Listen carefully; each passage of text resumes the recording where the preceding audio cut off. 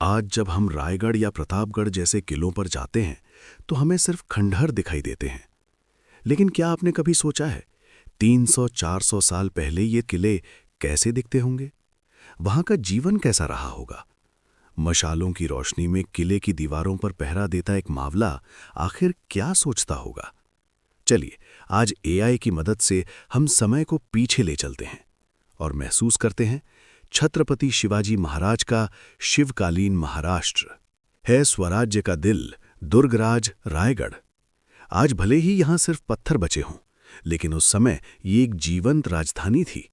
देखिए ये बाजार जहां सिक्कों की खनखनाहट गूंजती थी, घोड़ों और ऊंटों की आवाजाही होती थी और दूर दूर से आए व्यापारी अपना सामान बेचते थे।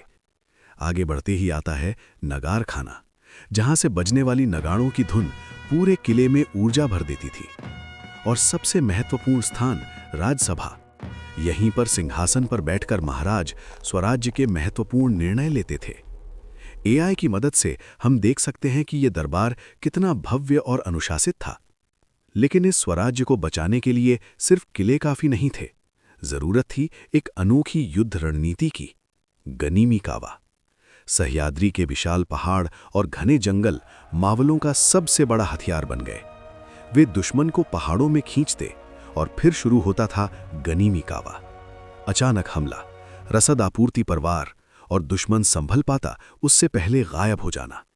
दांड पट्टा, बिछुआ और तलवार के दम पर कुछ ही मावलों में बड़े बड़े साम्राज्यों को हिला दिया। और ये सब संभव हुआ महाराज के मावलों की वजह से। ये मावले कोई बड़े राजा नहीं थे, बल्कि सह्याद्री के साधारण किसान थे। महाराज ने उन्हें एक सपना दिया, स्वराज्य, और उनकी छुपी ताकत को जगाया। तानाजी मालुसरे, जिन्होंने सिंहगढ़ के लिए अपने प्राण न्यौछावर कर दिए। बाजी प्रभु देशपांडे, जिन्होंने पावनखिंड में अद्वितीय वीरता दिखाई। और ये साझी कंक, जो महाराज के आदेश पर हाथी से भी भिड़ने को तैयार थे।